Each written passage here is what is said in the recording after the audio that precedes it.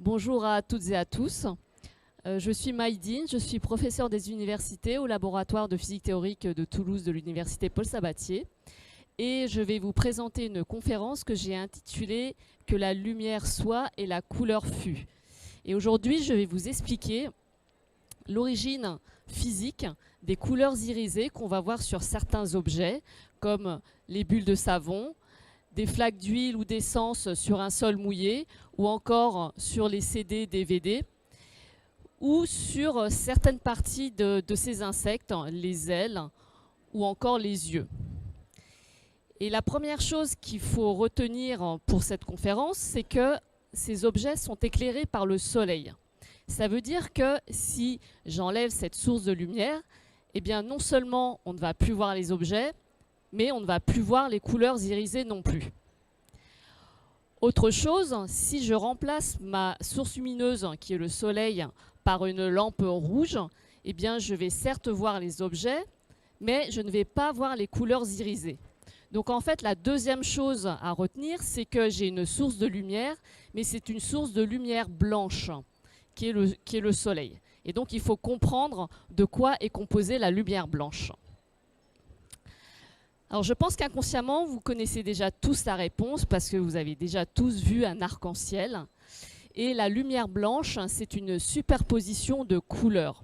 Par superposition, j'entends le fait que les couleurs, donc du violet jusqu'au rouge, sont superposées au même endroit de l'espace. Et ce qui se passe dans l'arc-en-ciel, c'est que vous avez les rayons du soleil qui vont rentrer dans une goutte d'eau et il y a un phénomène physique qui va éparpiller les couleurs. On dit que ce phénomène va disperser les couleurs et donc va séparer spatialement le violet, le bleu, le vert, le jaune, l'orange et le rouge. On peut recréer ces phénomènes de dispersion de la lumière artificiellement en utilisant par exemple un prisme triangulaire. Je vous ai montré ici deux photos, donc un prisme de verre, et je vous montre ici un dispositif expérimental qui recrée cet arc-en-ciel artificiellement. Donc ici vous avez le prisme en verre donc, qui est posé verticalement.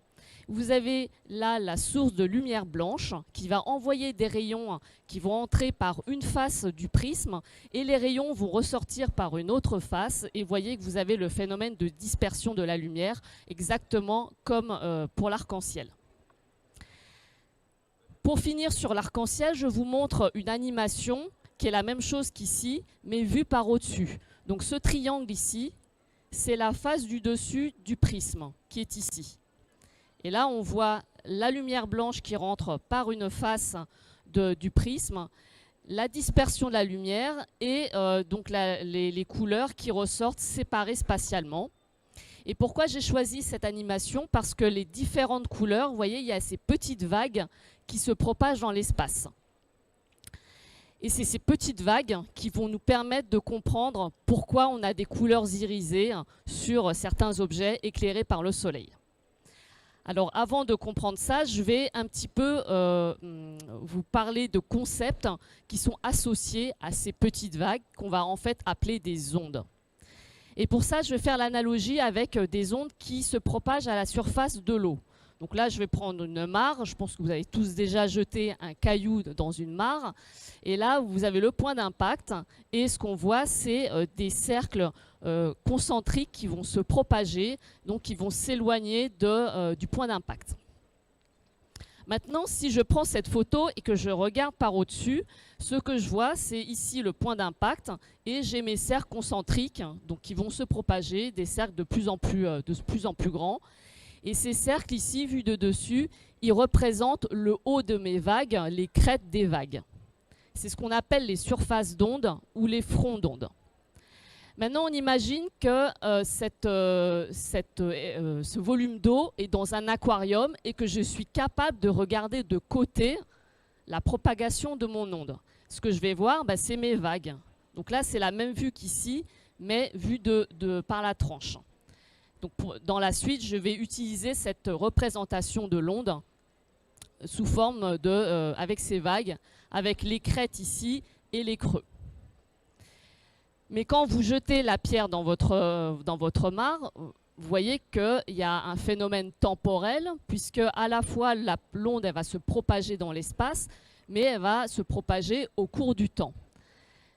Donc en fait, quand vous jetez votre pierre, eh bien, on voit se former ces cercles concentriques, donc vus de dessus ou vus de côté. Et donc, je vous demande d'admettre que pour la lumière, c'est exactement pareil. Quand vous avez une source lumineuse, vous avez ces ondes, donc ces vagues, qui vont se propager à la fois dans l'espace au cours du temps. Maintenant, je vais discuter de deux caractéristiques sur une onde par rapport à une onde de lumière. La première, c'est la longueur d'onde, qui est en fait la séparation spatiale entre deux crêtes ou deux creux. Et de façon plus rigoureuse, en fait, c'est la longueur du motif qui va se répéter sur l'onde. Donc ça, c'est la longueur d'onde. Et comment ça va se traduire par rapport à la lumière que nous, on va percevoir?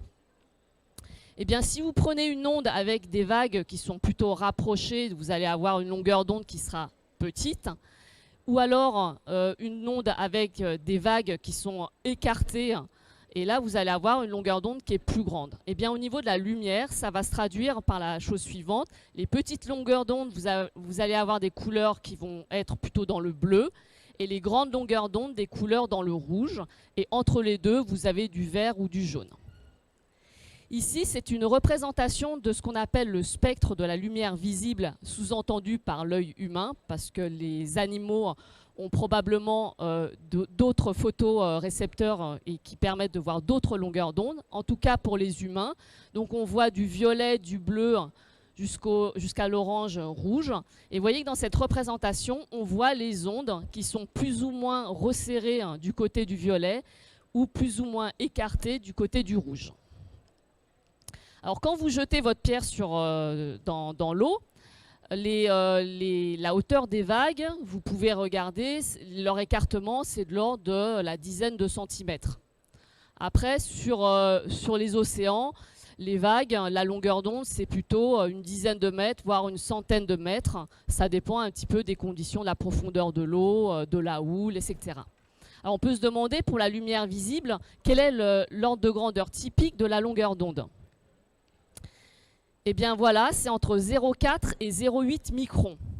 Alors vous allez me dire, un micron, c'est combien? Alors pour ça, je vais prendre un double décimètre, je pense que tous les enfants connaissent, et je vais zoomer sur 1 centimètre. Maintenant, 1 centimètre, je le divise par 10, j'obtiens 1 millimètre. Donc vous voyez, 1 millimètre, maintenant vous le divisez par 1000, on obtient un micron. Donc ce n'est pas visible à l'œil nu. Mais la nature et l'homme est capable de fabriquer des objets qui ont des tailles caractéristiques de l'ordre du micron et donc de l'ordre de la longueur d'onde de la lumière visible. Et c'est ça qui va pouvoir créer nos couleurs irisées. Maintenant, je vais passer à la deuxième caractéristique d'une onde, c'est son amplitude. Donc en fait, c'est cette hauteur-là, c'est en gros la hauteur des vagues. Et vous voyez que plus une vague est haute, plus elle va transporter de l'énergie, plus elle va être forte. Comment est-ce qu'on va traduire ça en termes de lumière? Alors on va parler non pas de force lumineuse, mais d'intensité lumineuse. Et là, je vous montre 3 ondes qui ont la même longueur d'onde, puisque vous voyez que l'espacement entre les crêtes est le même entre l'onde rouge, verte ou bleue. Mais j'ai changé l'amplitude de ces 3 ondes. Comme j'ai la même longueur d'onde pour ces 3 ondes, ça va correspondre à la même couleur. Imaginons que c'est du jaune. Eh bien, l'onde qui a l'amplitude la plus petite, l'amplitude A1, ça va correspondre... Oups, j'ai appuyé un petit peu trop. Voilà. Ah bah j'ai tout spoilé. Bon, tant pis.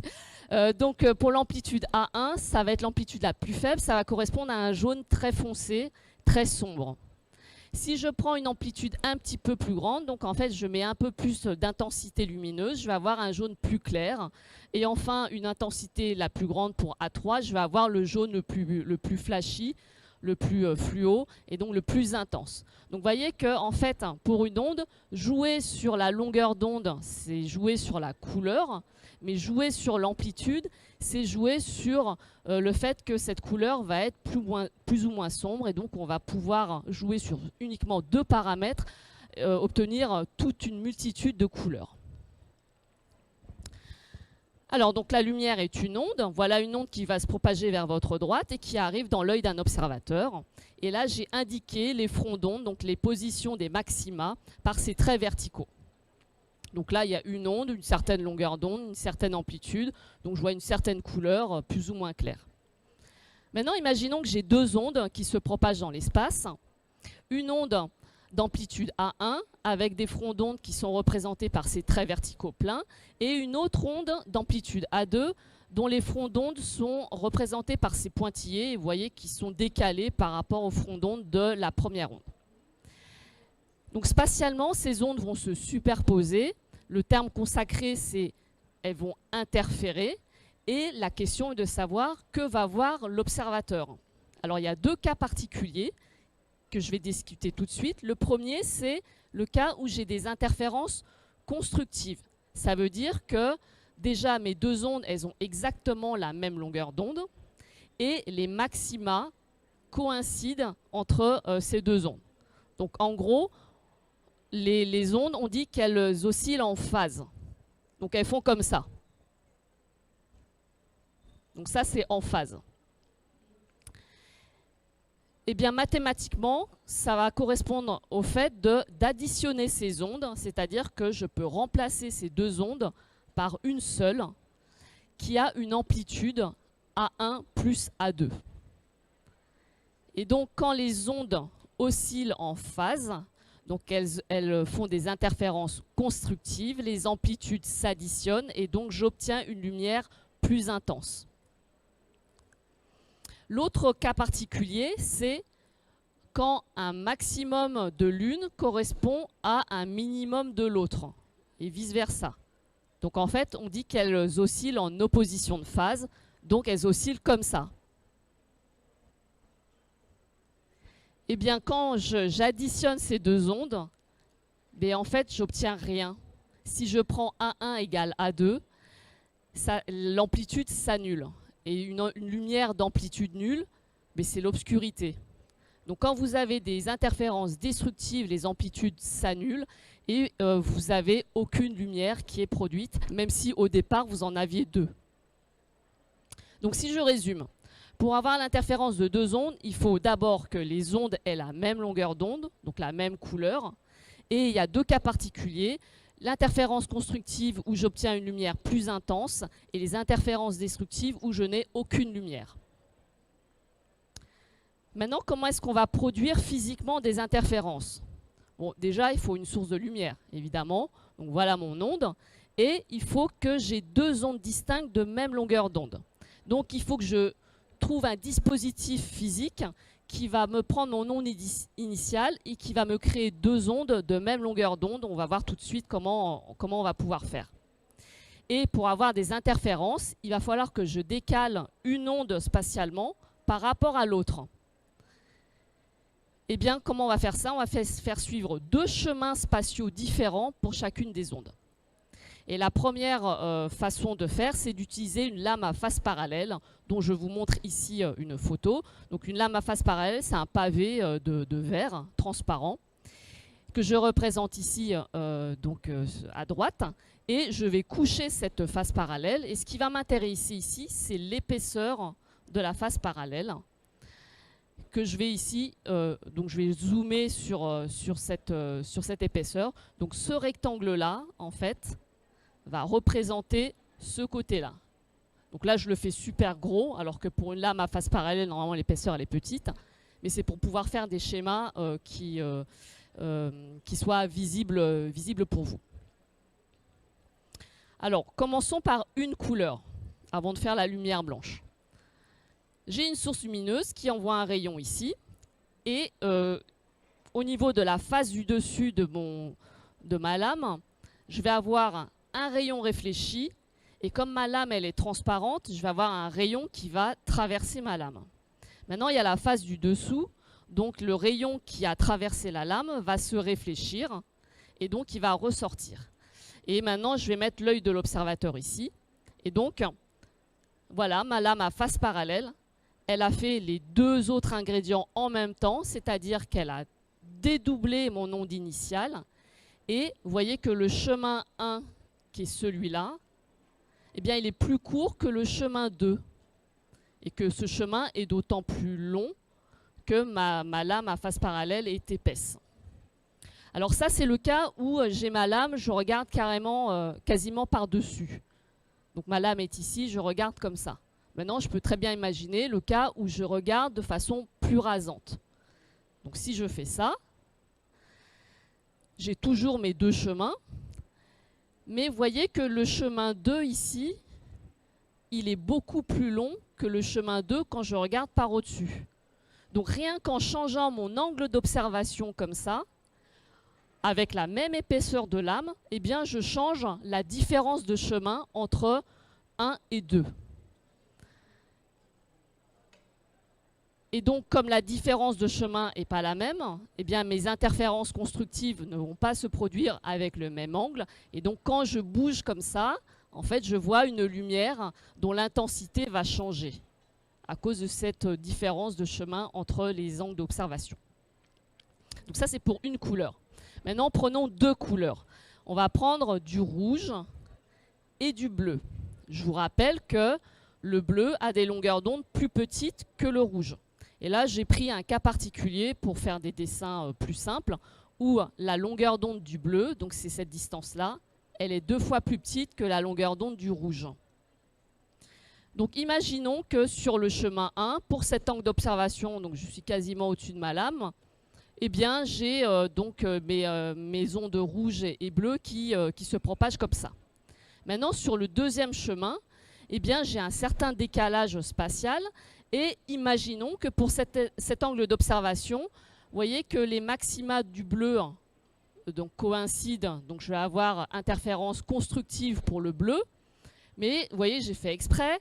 Les ondes rouges ici, elles sont en opposition de phase, puisque là j'ai un maximum et là j'ai un minimum.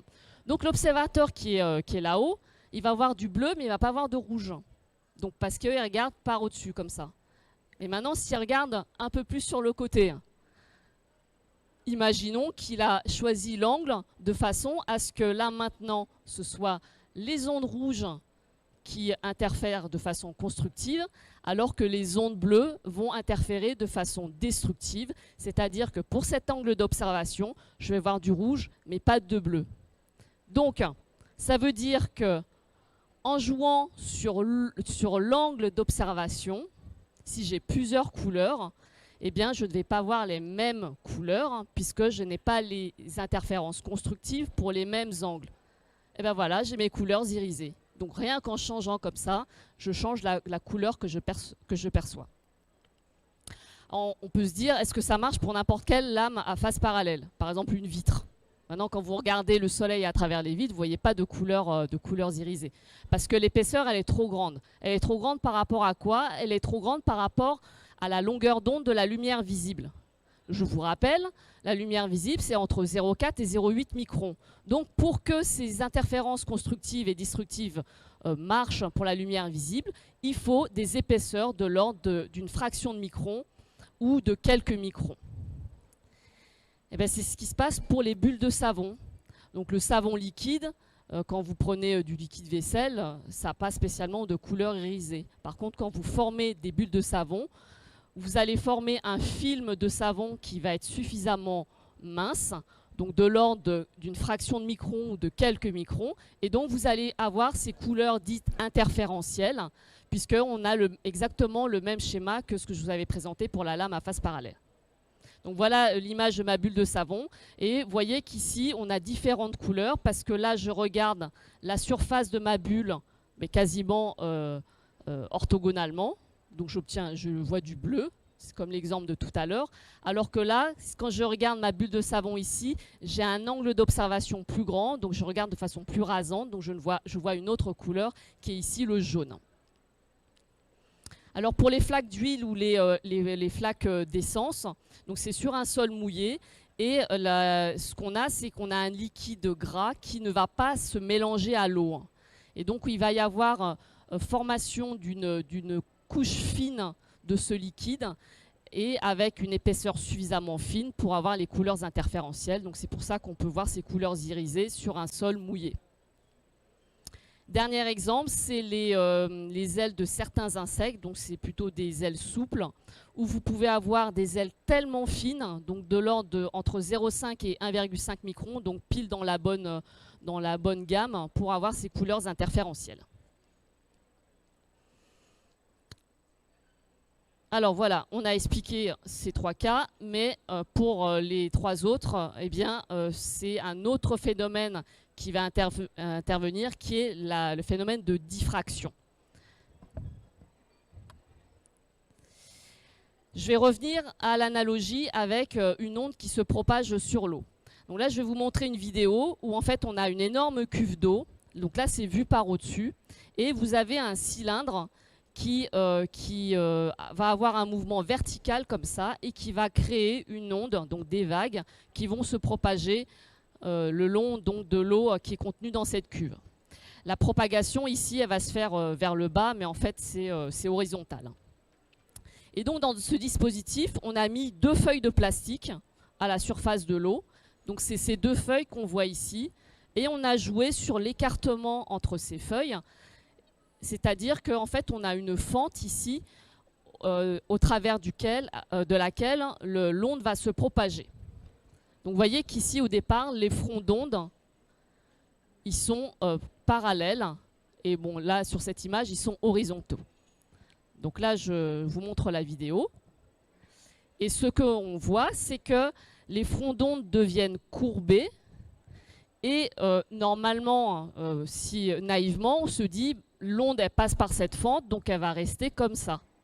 Mais non, ce qu'on voit, c'est une divergence de mes fronts d'onde, et c'est ce qu'on appelle le phénomène de diffraction. Maintenant, je peux m'amuser à réduire la largeur de ma fente. Eh bien, qu'est-ce qu'on voit? On voit que la divergence est plus importante. Donc, si je réduis la fente à travers laquelle l'onde passe, je vais avoir une diffraction plus importante. Donc, je résume ici. Si j'ai une fente plus étroite, eh bien, je vais avoir plus de diffraction. Et c'est même la même chose pour la lumière. Donc là, je vous montre une animation où ici, vous avez la fente, j'espère que vous la voyez, qui a une largeur donc, qui diminue. Bon, au bout d'un moment, elle n'a plus de largeur, donc la lumière ne passe plus.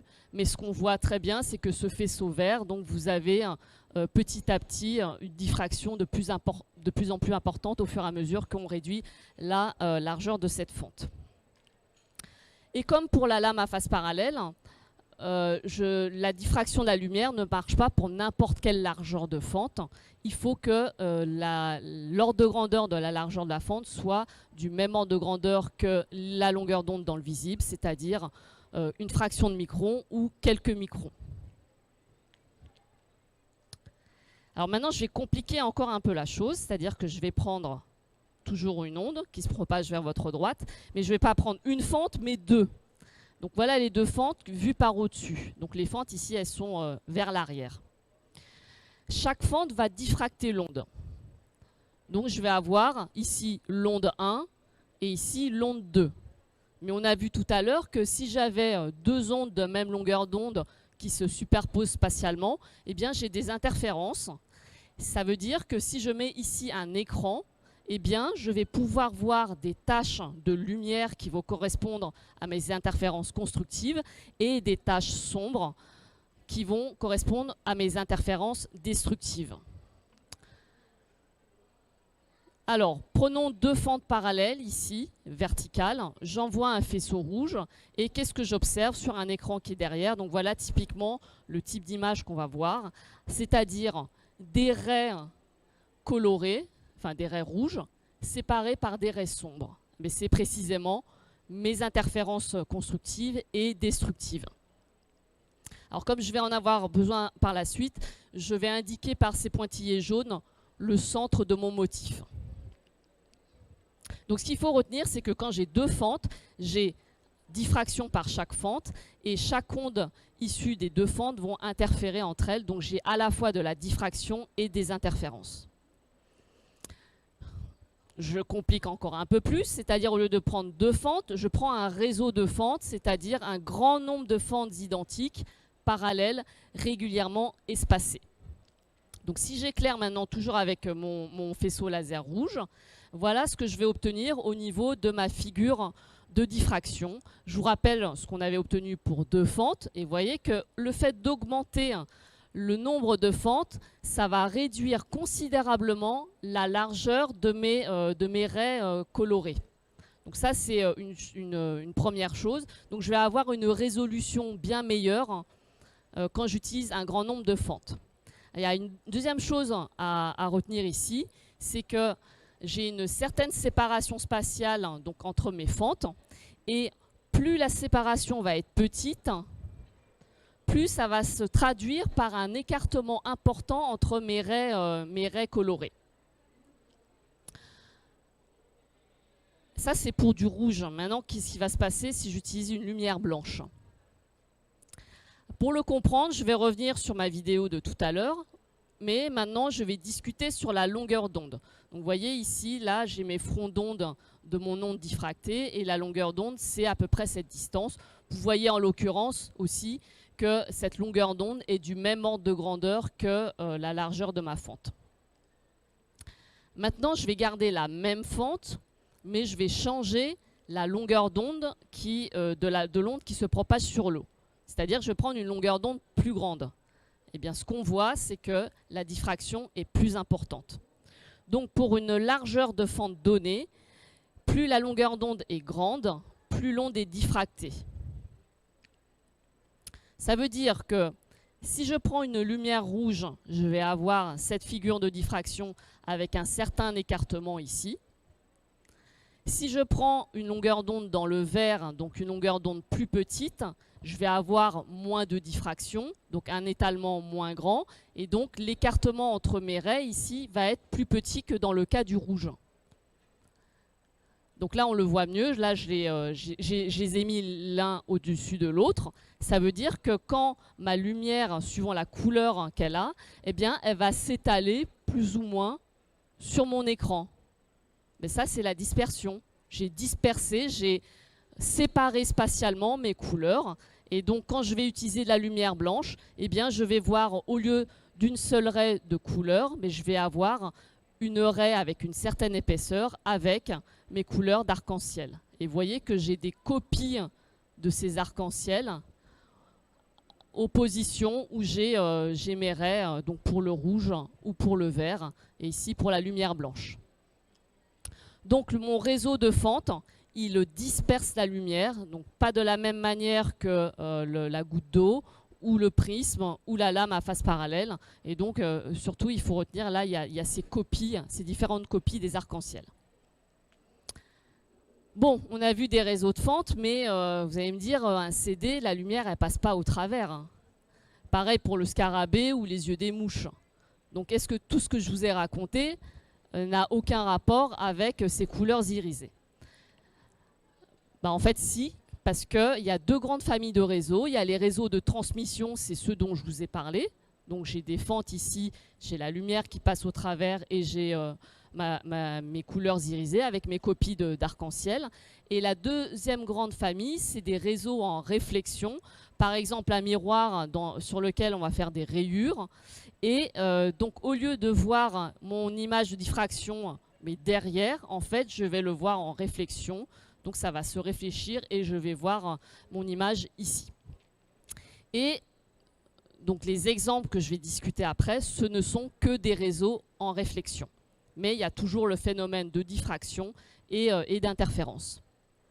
Alors, commençons par les yeux des mouches ou de certains insectes. Alors, cette photo, elle est vraiment extraordinaire parce qu'on voit très bien ici les différentes copies d'arc-en-ciel, exactement comme sur le réseau en transmission dont j'ai discuté tout à l'heure.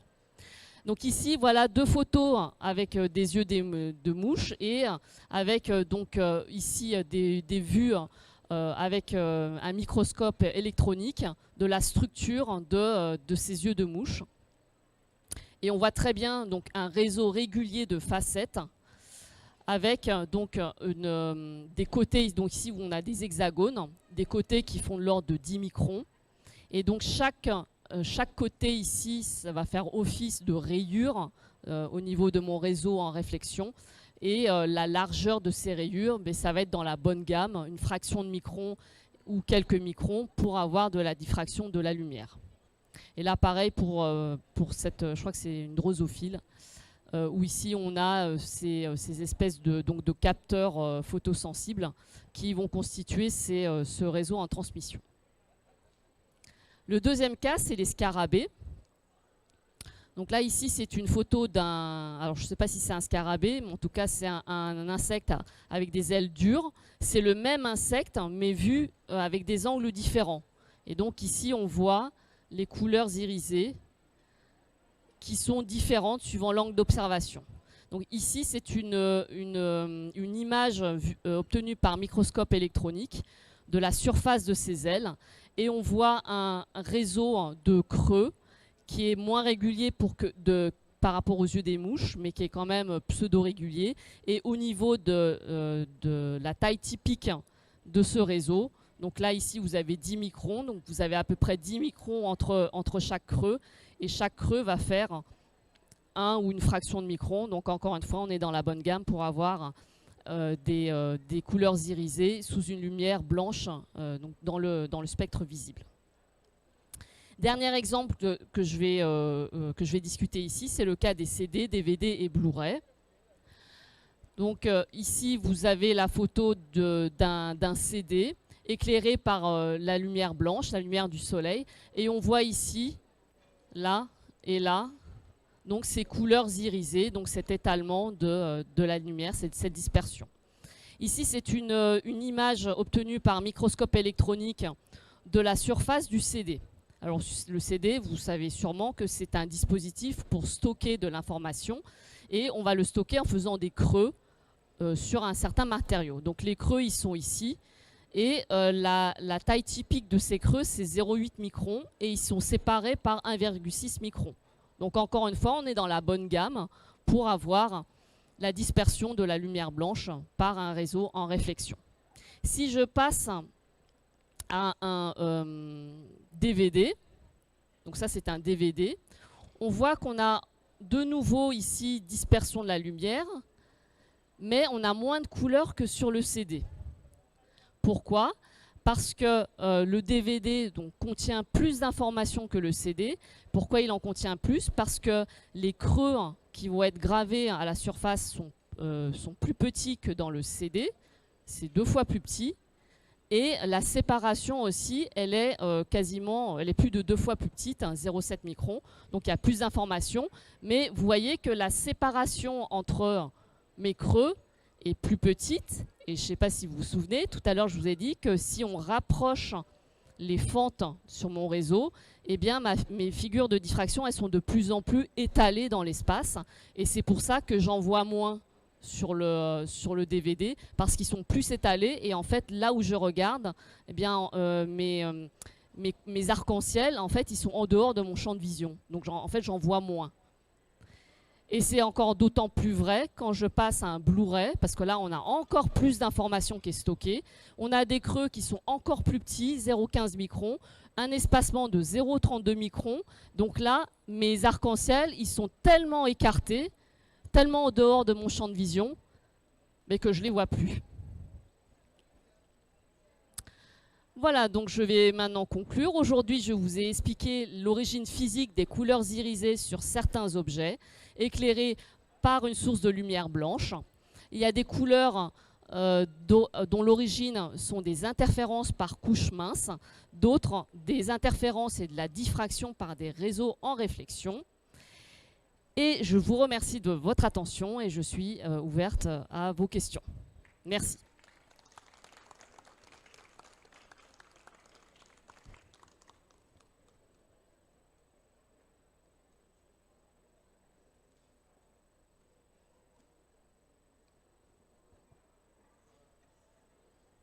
Je vous ai tous assommés, hein, donc vous n'avez pas de questions. Bonjour monsieur.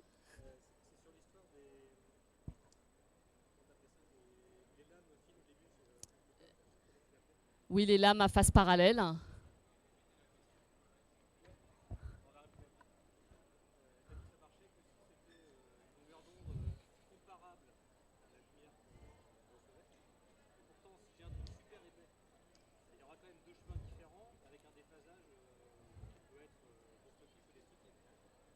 Ah, alors la question c'est pourquoi est-ce que une lame à face parallèle ou une couche mince doit avoir donc une taille de l'ordre donc du même ordre de grandeur que les longueurs d'onde dans le visible. Parce que si j'ai une lame trop importante, eh bien en fait, tout va se moyenner. Et donc, je vais avoir à la fois interférences destructives et constructives, mais comme tout va se moyenner, finalement, c'est comme si je revoyais de la lumière blanche. Et donc, à travers une vitre, en fait, on ne voit pas. Par contre, si on met du produit à vitre dessus, qu'on essuie, eh bien, pendant que ça s'évapore, il y a cette fine couche de produit à vitre qui fait qu'on a donc une couche suffisamment mince pour voir les couleurs irisées. C'est parce que c'est une question de moyenne. Est-ce qu'il y a une autre question ?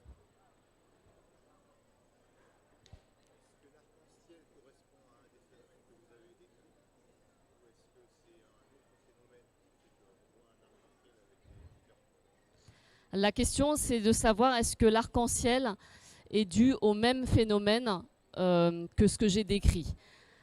Alors, le phénomène de l'arc-en-ciel n'est pas dû à des interférences. C'est juste de la dispersion de la lumière. Le fait que quand la lumière traverse un milieu transparent, et si cette lumière est une superposition de plusieurs longueurs d'onde, eh bien en fait, le fait de traverser le milieu transparent, je vais retrouver, voilà, c'était ici.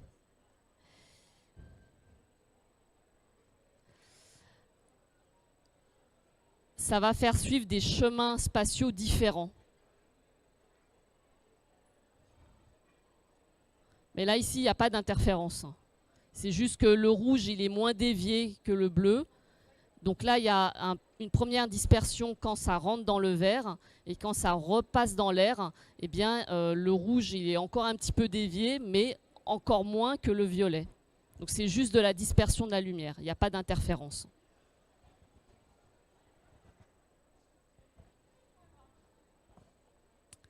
Une autre question ?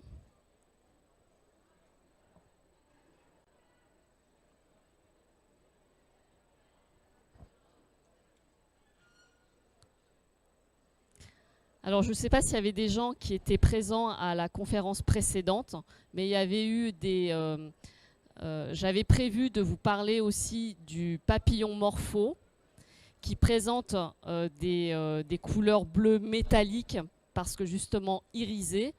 Mais je pensais que j'allais manquer de temps. Je ne sais pas si j'ai le temps de présenter un petit peu... Donc là, ça reprend tout ce qu'on a vu, le réseau en transmission ou en réflexion, mais il y a une complication en plus. Je vais retrouver mon papillon.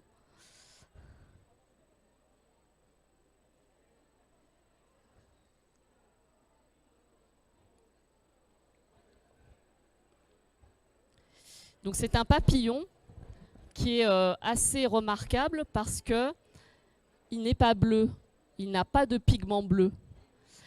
L'extérieur des ailes présente donc ces motifs comme ça, mais donc quand il a les ailes pliées, le papillon il apparaît marron.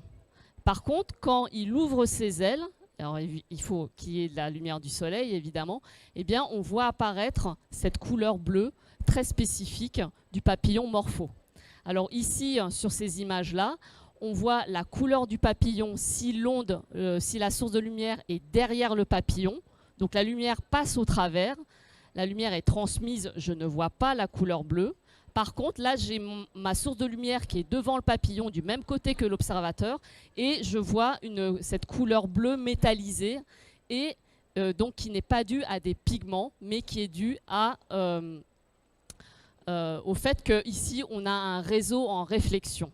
Alors, ce réseau en réflexion, Le voici, donc voilà l'aile du papillon. Si je fais un zoom ici, ce qu'on observe, c'est qu'on a des écailles. Donc on a déjà une régularité au niveau de ces écailles sur la surface donc, interne des papillons. Maintenant, je prends une écaille, je zoome dessus, je vois ces espèces de traits. Donc ça rappelle le réseau en réflexion. Donc vous voyez, c'est 10 microns. Et si je zoome encore dessus, eh bien en fait, donc ça c'est une coupe de côté, on voit ces espèces de sapins de Noël qui représentent en fait donc les différents traits ici. Donc vous voyez, là c'est d'1 micron. Et en fait ici, on a à la fois un réseau en réflexion, mais en plus, chaque sapin de Noël ici va filtrer la lumière et ne va laisser passer que le bleu. La taille des différentes branches du sapin de Noël est telle que tout le jaune, le rouge, le vert va être absorbé et il n'y a que le bleu qui va être réfléchi par ce réseau. Donc en fait, j'ai appelé ça un réseau de filtres interférentiels. Ce n'est pas juste un réseau en réflexion, parce que le réseau est lui-même composé de nanostructures qui va filtrer la lumière. Donc déjà, on ne voit que du bleu. Et le fait de voir un bleu métallisé, c'est parce qu'on a cet effet d'iridescence à cause de ce phénomène de diffraction et d'interférence constructive, parce qu'on a un réseau. Et pour le caméléon, est-ce que j'ai encore un petit peu de temps? Donc le caméléon, si j'arrive à faire démarrer la vidéo. Donc le caméléon, il est au repos, il est vert. Et puis si on le met en présence d'un mâle, eh ben, il va s'exciter et il devient orange, rouge et jaune. Et pour expliquer ce changement de couleur, eh bien, il faut regarder la structure de la peau du caméléon. Et pareil, on a des nanocristaux ici, donc qui sont espacés de 0,2 microns. Et c'est aussi un réseau de filtres interférentiels dans le sens où ils ne réfléchissent que le bleu. Mais comme ils ont des pigments jaunes par-dessus, donc bleu plus jaune, ça va donner la couleur verte au repos. Maintenant, s'ils sont excités, eh bien en fait, dans la peau du caméléon, cette structure en réseau va s'écarter. Donc les nanocristaux, ils vont être plus écartés. Et au lieu de réfléchir du bleu, ils vont réfléchir du rouge. Et avec les pigments jaunes, donc ils vont donner une couleur plus orangée. Donc là, on a à la fois, encore une fois, un réseau en réflexion, mais en plus, le fait qu'on a ces filtres, ces nanocristaux, ces filtres interférentiels qui ne vont ne réfléchir qu'une seule longueur d'onde. Et est-ce qu'il y a des questions sur le papillon morpho ou sur le caméléon? Est-ce que les caméléons sont tous verts? Excusez-moi, j'entends pas.